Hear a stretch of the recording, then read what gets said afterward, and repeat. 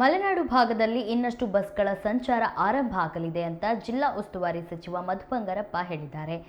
ಸೊರಬದ ಬಂಗಾರಧಾಮದಲ್ಲಿ ಮಾಜಿ ಮುಖ್ಯಮಂತ್ರಿ ಬಂಗಾರಪ್ಪ ಅವರಿಗೆ ನಮನ ಸಲ್ಲಿಸಿದ ನಂತರ ಸುದ್ದಿಗಾರರೊಂದಿಗೆ ಮಾತನಾಡಿದ ಅವರು, ಅಂತರ ಜಿಲ್ಲೆಗಳ ಸಂಪರ್ಕಕ್ಕೆ ಬಸ್ಗಳನ್ನು ಕಲ್ಪಿಸಲಾಗುವುದು. ಈ ಕುರಿತು ಸಾರಿಗೆ ಸಚಿವ ರಾಮಲಿಂಗಾರೆಡ್ಡಿ ಅವರೊಂದಿಗೆ ಮಾತನಾಡಿದ್ದೇನೆ ಅಂತ ಹೇಳಿದರು. ಜನವರಿಯೊಳಗೆ ಎಲ್ಲೂ ಗುಂಡಿಗಳಿರುವುದಿಲ್ಲ, ರಸ್ತೆಯ ಎಲ್ಲ ಗುಂಡಿಗಳನ್ನು ಮುಚ್ಚುವ ಗುರಿ ಹೊಂದಲಾಗಿದೆ ಅಂತ ಹೇಳಿದರು. ಸೊರಬ, ಕರಡಿಗೆರೆ, ಜಂಬನಹಳ್ಳಿ, ಕಂತನಹಳ್ಳಿ, ಗುಡವಿ, ಬಳ್ಳಿಬೈಲು, ದುಗ್ಲಿಹೊಸೂರು, ಸಂಪಗೋಡು, ನರೂರು, ಎಡ್ರಬೈಲು ಮಾರ್ಗದ ನೂತನ ಬಸ್ ಸಂಚಾರಕ್ಕೆ ಈ ಸಂದರ್ಭದಲ್ಲಿ ಅವರು ಹಸಿರು ನಿಶಾನೆ ತೋರಿದರು.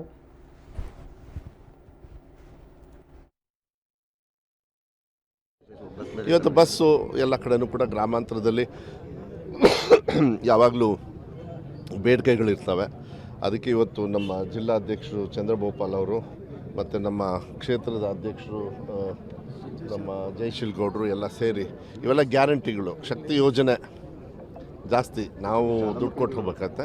ಅದಕ್ಕೆ ಶಾಲೆ ಮಕ್ಕಳಿಗೂ ಅಷ್ಟೇ. ಮತ್ತು ಇದು ಗ್ರಾಮೀಣ ಭಾಗದಲ್ಲಿ ಇನ್ನೂ ಕೂಡ ಕೊರತೆ ಇದೆ. ಮೊನ್ನೆ ರಾಮಲಿಂಗಾರೆಡ್ಡಿ ಅವ್ರಿಗೂ ಕೂಡ ಮಾತಾಡಿದ್ವಿ. ನಾವು ಸಿರ್ಸಿ ಈ ಕಡೆ ಭಾಗದಲ್ಲೆಲ್ಲ ಸಾಕಷ್ಟು ಬೇಕಾಗ್ತದೆ. ಮತ್ತು ಹೊಸನಗರ, ಸಾಗರ ಎಲ್ಲ ಹೊಸ ಬಸ್ಗಳು ಬರ್ತಾ ಇದ್ದಾವೆ, ಅದರಲ್ಲಿ ನಾನು ಕೊಡ್ತೀನಿ ಮಧು ಅಂತ ಹೇಳಿದ್ದಾರೆ. ಮೊನ್ನೆನೂ ನಮ್ಮ ಕ್ಷೇತ್ರದ ಜನರು ಬಂದಿದ್ದರು ಇಲ್ಲಿ ಬೆಳಗಾವಿಗೆ. ಸುಮಾರು ಒಂದು 600 ಜನರು ಬಂದು ರಾಮಲಿಂಗಾರೆಡ್ಡಿ ಅವ್ರಿಗೇ ಪ್ರಶ್ನೆ ಮಾಡಿದಾಗ ಅವ್ರು ಹೇಳಿದ್ರು, ಇಲ್ಲ ಬಂದಾಗ ನಾನು ಪ್ರಯಾರಿಟಿ ಮೇಲೆ ನಿಮಗೆ ಕೊಡ್ತೀನಿ ಅಂತ ಹೇಳಿ. ಈ ಕೆಲಸಗಳು ನಡೀಲಿ, ವಿಶ್ವಾಸ ಇಟ್ಕೊಳ್ಳಿ, ನಮ್ಮ ಸರ್ಕಾರ ಒಳ್ಳೆ ರೀತಿಯಲ್ಲಿ ಕೆಲಸ ಮಾಡ್ಕೊಂಡು ಹೋಗ್ತಕ್ಕಂಥ ಕೆಲಸವನ್ನು.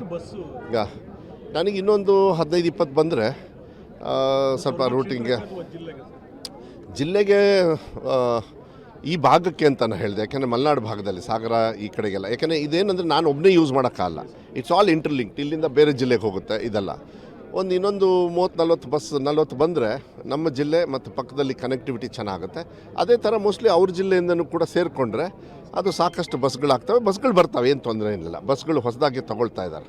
ನಾವು ಬಂದಮೇಲೆ ಸಾಕಷ್ಟು ಬಸ್ಗಳನ್ನು ಕೊಟ್ಟಿದ್ದಾರೆ. ಮತ್ತು ರೋಡುಗಳನ್ನು ರಿಪೇರಿ ಮಾಡಬೇಕು. ಈಗೆಲ್ಲ ಪ್ಯಾಚ್ ವರ್ಕ್ ಎಲ್ಲ ಮುಗಿಸಾಯಿತು. ನೆಕ್ಸ್ಟು ಹೊಸ ಕ್ರಿಯಾ ಯೋಜನೆಯನ್ನು ಇಡೀ ರಾಜ್ಯ ಮಟ್ಟದಲ್ಲೂ ಕೂಡ ಮಾಡ್ತಾ ಇದ್ದಾರೆ. ಅದು ಮಾಡ್ತಕ್ಕಂಥದ್ದು ಕೆಲಸವನ್ನು ನಾವು ಮಾಡ್ತೀವಿ. ಈಗ ಪ್ಯಾಚ್ ವರ್ಕ್ ಎಲ್ಲ ಮುಗಿಸಾಯಿತು, ಅವರಿಗೆ ಟೈಮ್ ಕೊಟ್ಟಿತ್ತು. ಇನ್ನೂ ಕೆಲವು ಏನಾದ್ರು ಇದ್ದರೆ ಜನವರಿ ಮಿಡ್ ಒಳಗೆ ಮಾನ್ಯ ಮುಖ್ಯಮಂತ್ರಿಗಳೇ ಹೇಳ್ಬಿಟ್ಟಿದ್ದಾರೆ, ಜನವರಿ ಎಂಡ್ ಒಳಗೆ ಎಲ್ಲೂ ಕೂಡ ನಾವು ಗುಂಡಿ ನೋಡಬಾರ್ದು ಅಂತ. ಗುಂಡಿ ಕ್ಲೋಸ್ ಮಾಡೋದು ಇಂಪಾರ್ಟೆಂಟ್ ಅಲ್ಲ, ಅದನ್ನು ಮೇಲ್ದರ್ಜೆಗೆ ತೊಗೊಂಡೋಗಿ ಪರ್ಮನೆಂಟಾಗಿ ಶಾಶ್ವತವಾಗಿ ಮಾಡ್ತಕ್ಕಂಥ ಭಾಳ ಮುಖ್ಯ ಆಗುತ್ತೆ. ಅದನ್ನು ಕೂಡ ನಾನು ಅನುದಾನದಿಂದ ತರ್ತಾಯಿದ್ದೀವಿ. ನಾವೇನೇನು ಹಣ ಕೊಟ್ಟಿದ್ದಾರೆ ಸ್ಪೆಷಲ್ ಗ್ರ್ಯಾಂಟ್ಸು, ಅದನ್ನೆಲ್ಲ ಬರೀ ಹೆಚ್ಚು ಕಮ್ಮಿ 50 ಕೋಟಿಯಲ್ಲಿ 45 ಕೋಟಿ ಬರೀ ರೋಡ್ಸಿಗೆ ಹಾಕಿದ್ದೀನಿ. ಯಾಕೆಂದರೆ ಅದು ಅವಶ್ಯಕತೆ ಇರ್ತಕ್ಕಂಥದ್ದು ಅನಿವಾರ್ಯ. ಯಾಕೆಂದರೆ ಈ ಕಡೆ ಮಳೆ ಬಂದು ಕಂಟಿನ್ಯೂಸ್ 2-3 ವರ್ಷ ತುಂಬ ಹಾಳಾಗೋಗಿದೆ. ಅದನ್ನು ಎಲ್ಲರೂ ಕೂಡ, ಎಲ್ಲ ಶಾಸಕರು ಕೂಡ ಇದೇ ಥರ ಮಾಡಿದ್ದಾರೆ. ನಾನು ಕೂಡ ಅದೇ ರೀತಿ ನಾವು ಮಾಡ್ತಕ್ಕಂಥದ್ದು. ಮತ್ತು ಶಿಕ್ಷಣ ಇಲಾಖೆ ಅಂತೂ ಗೊತ್ತಿದೆ, ಮೊನ್ನೆಲ್ಲ ನೀವು ನೋಡಿದಿರಿ. ಸಾಕಷ್ಟು ಒಳ್ಳೆ ಅಭಿಪ್ರಾಯವನ್ನು ಬೆಳಗಾಂ ಸೆಷನ್ನಲ್ಲೂ ಬಂತು, ಇಲ್ಲೂ ಕೂಡ ಬಂದಿದೆ. ಕಾರ್ಯರೂಪಕ್ಕೆ ಬರುತ್ತೆ. ಮಾನ್ಯ ಮುಖ್ಯಮಂತ್ರಿಗಳು ಮುಂದಿನ ಜನವರಿ ಎಂಡು ಇಲ್ಲ ಫಸ್ಟ್ ವೀಕ್ ಅವ್ರು ರೆಡಿ ಇದ್ದಾರೆ. ಬಟ್ ನಾನು ರೆಡಿ ಮಾಡ್ಕೋಬೇಕು.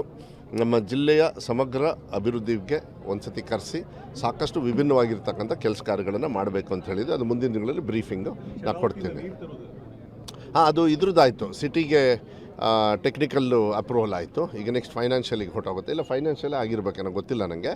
ನೆಕ್ಸ್ಟು ಈ 354 ಹಳ್ಳಿಗೆ ಏನು ಬರಬೇಕು ಅದು ಮುಂದಿನ ದಿನಗಳಲ್ಲಿ ಬರ್ತದೆ. ಅದು ನಮ್ಮ ಕ್ಷೇತ್ರದ್ದು ಮಾಡಿಕೊಡ್ತಕ್ಕಂಥದ್ದು. ನನ್ನ